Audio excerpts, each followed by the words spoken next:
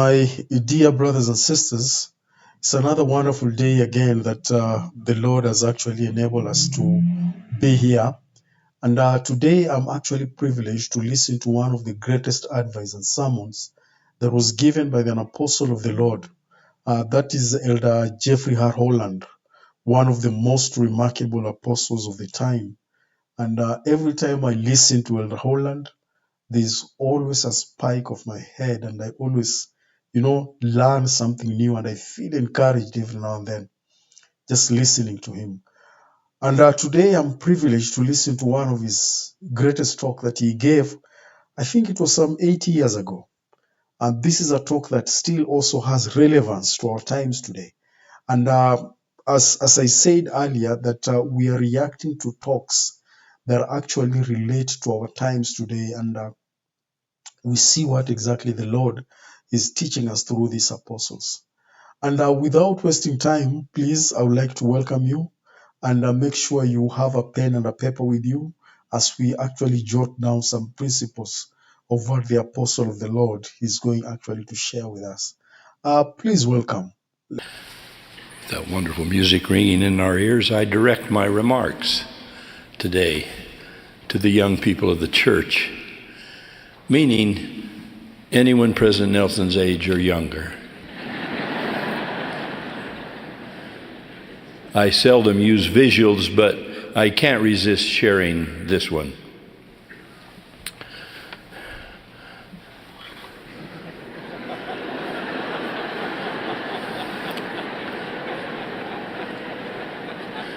This cri de coeur comes from my 8-year-old friend Marin Arnold, written when she was 7. I will translate for you her early Reformed Egyptian. Dear Bishop, General Conference was boring. Why do we have to do it? Tell me why. Sincerely, Marin Arnold. Well, Marin, the talk I'm about to give will undoubtedly disappoint you again. But when you write your bishop to complain, it's important that you tell him, my name is Kieran, Elder Patrick Kieran. For those who do not know, Elder Patrick Kieran is the newly called apostle that was called just newly. And I think Elder Holland is trying to make some sense of humor out of it. For nearly 2 years, a pandemic of biblical proportions has enveloped our planet. And while that plague brought a halt to almost everything socially, obviously it did not bring a halt to brutality, violence, and cruel aggression politically, nationally or internationally. As if that were not enough, we're still facing long-standing social and cultural challenges, ranging from economic deprivation to environmental desecration to racial inequity and more. Such winds and dark days can be discouraging to the youth among us, those to whom we look for optimism and enthusiasm regarding the tomorrows of our lives. It's been said that the power of youth is the common wealth for the entire world. The young are the faces of our future. Furthermore, our children are the trustees into whose hands the destiny of this church will one day be placed. Given our current times, it's understandable if the idealism of the young is waning a little. Dr. Laurie Santos, a professor at Yale University, recently created a class titled Psychology and the Good Life. The first year the class was offered, nearly 1/4 of the entire undergraduate student body enrolled. Over 64 million people then visited her podcast. Writing about this phenomenon One journalist noted how painful it is to see so many bright young students and adults desperately looking for something they've lost, or, worse yet, longing for something they never had. My plea today to our youth and to you parents and adults who advise them is to begin your search for happiness by embracing the bounty we've already received from the giver of every good gift. At precisely the moment many in the world are asking deep questions of the soul, we ought to be answering with the good news of the gospel of Jesus Christ. The Church of Jesus Christ of Latter-day Saints, which holds aloft the mission and message of the Savior of the world, offers the most eternally significant way to both find good and do good at such a needful time. President Russell M. Nelson has said of this generation that they have more capacity to have more impact for good on this world than any previous generation. We, of all people, should be singing the song of redeeming love.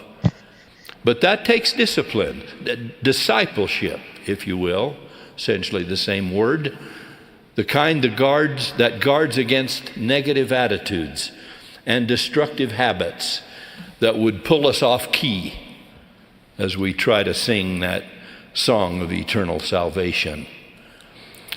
Even as we stay on the sunny side of the street, we do run into that fellow from time to time who's determined to find something bleak and dismal about everything. You know his motto, it's always darkest just before it goes pitch black. What a malignant vision and what a miserable existence. Yes, we might sometimes want to run away from where we are, but we can never run away from who we are. Children of the living God, who loves us, who is always ready to forgive us, and will never, ever forsake us. That is very true. That is very true. We can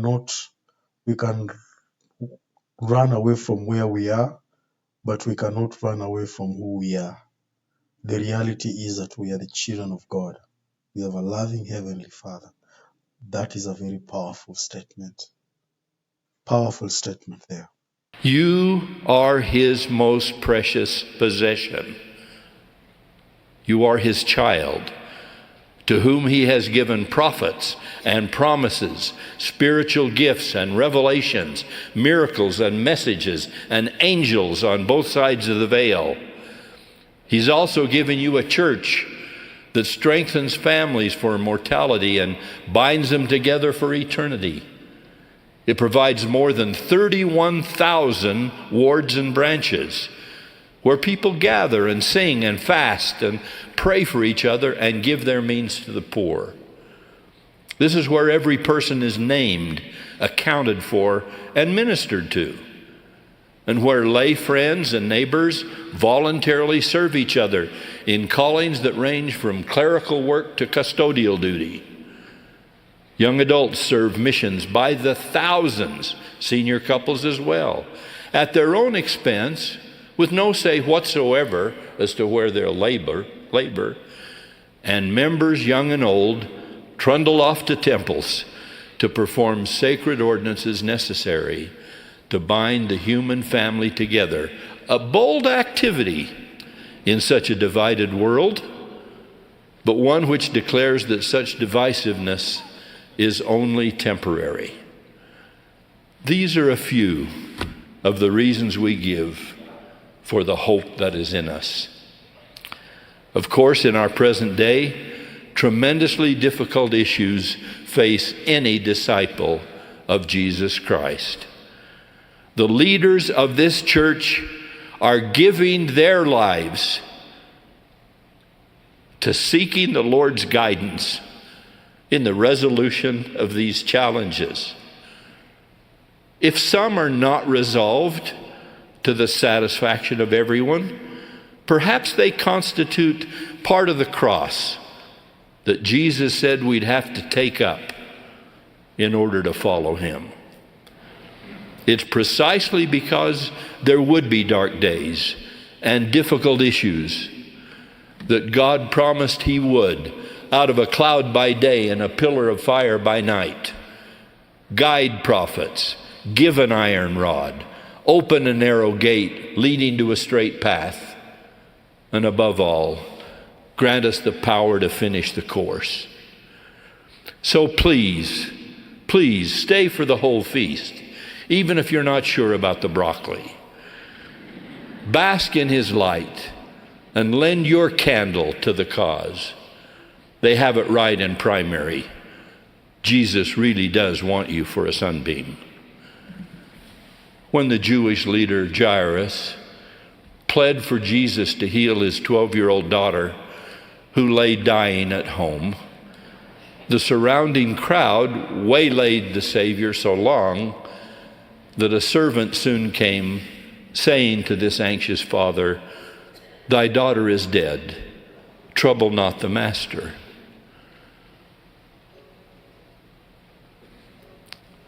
But when Jesus heard it, he answered him, saying, "Fear not, believe only, and she shall be made whole." And she was, and so will you. Fear not, believe only. Because each of you in this audience is precious to God and to this church, I close with this special apostolic declaration. Before you ever received the gift of the Holy Ghost, you had the light of Christ planted in your soul. That light which is in all things giveth life to all things, and is the influence for good in the hearts of all people who have ever lived or ever will live. That light was given to protect you and to teach you. One of its central messages is that life is the most precious of all gifts, a gift which is obtained eternally only through the atonement of the Lord Jesus Christ. And the light and life of the world, the only begotten Son of God, came to give us life by conquering death. We must commit ourselves fully to that gift of life and run to the aid of those who are at risk of giving up this sacred gift. Leaders, advisors, friends, family, watch for signs of depression, despair, or anything hinting of self-harm.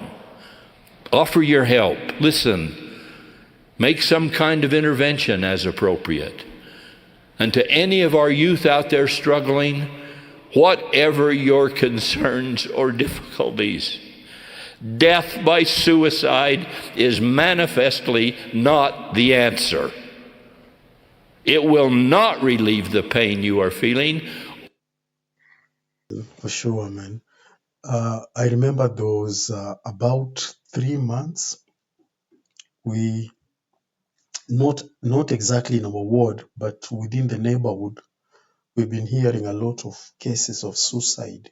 Young men, especially those who are college graduates, people like after college, they don't know what they're supposed to do.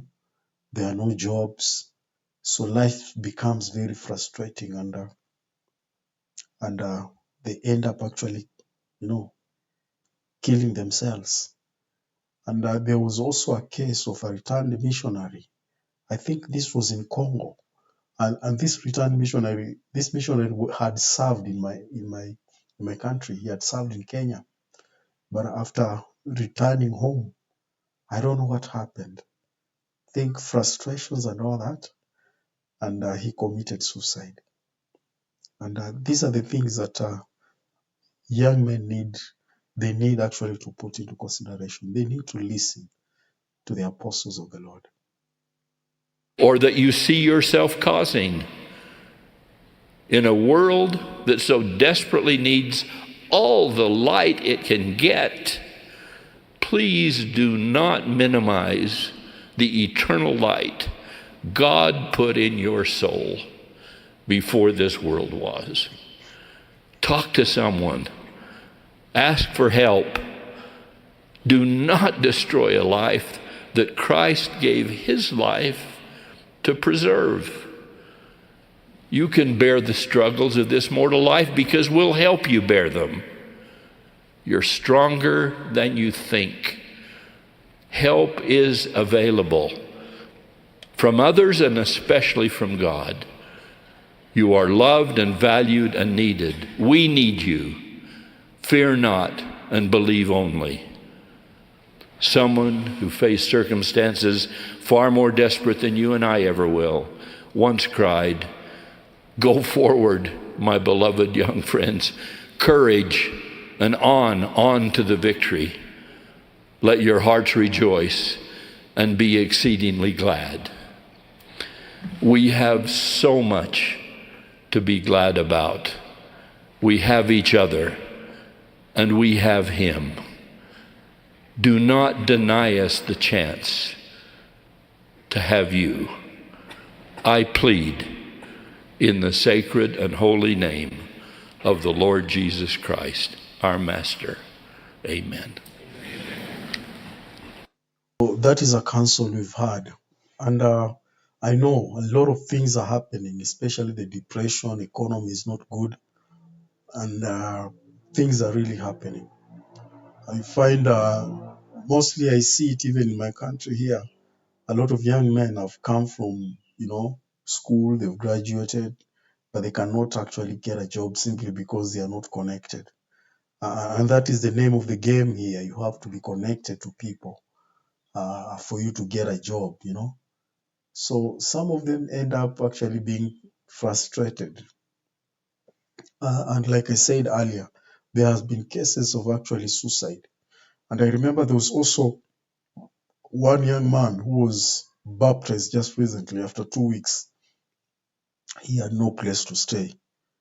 And I used to see him just comes to church and he's just quiet. He doesn't talk to anyone.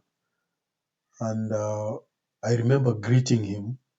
And after greeting him, that is when he opened up and he told me, "Bishop, I want to talk to you."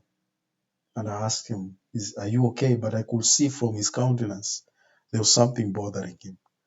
And when I took him to the office, that's when he opened up and he said, "I'm actually suicidal. I'm thinking of suicide because I've tried everything. I can't get a job. And I have my certificates, but I can't get a job." So one thing we did is immediately we identified the immediate problem that he had. He did not have a place to stay. He did not have food to eat. And the Spirit just guided us to ensure that we handled that immediately. And a brother came and offered to actually give him some accommodation in his house.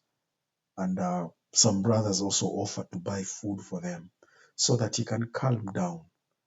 And then there are also some brothers who came and offered to, give him a job, find for him somewhere where he can work.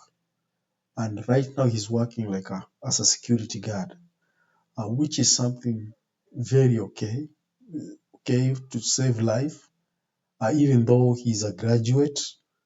And sometimes he may feel like working as a security guard, and yet you're a graduate, it's not worth it. But it's actually worth it because it saves life. At least he has something to do. He had nothing.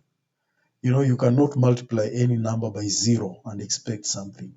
So that one thing that you have, that one is really, really good. And I will also say, if there be anyone there who feels discouraged, feels like he has lost hope, please do not give up. You can open your mouth, talk to your bishop, talk to the members, talk to your brothers and sisters in the kingdom. And I know the Lord must have touched one to actually provide a solution that you so require. Otherwise, thank you very much. God bless you. And I'm looking forward to see you again in the next video. Thank you.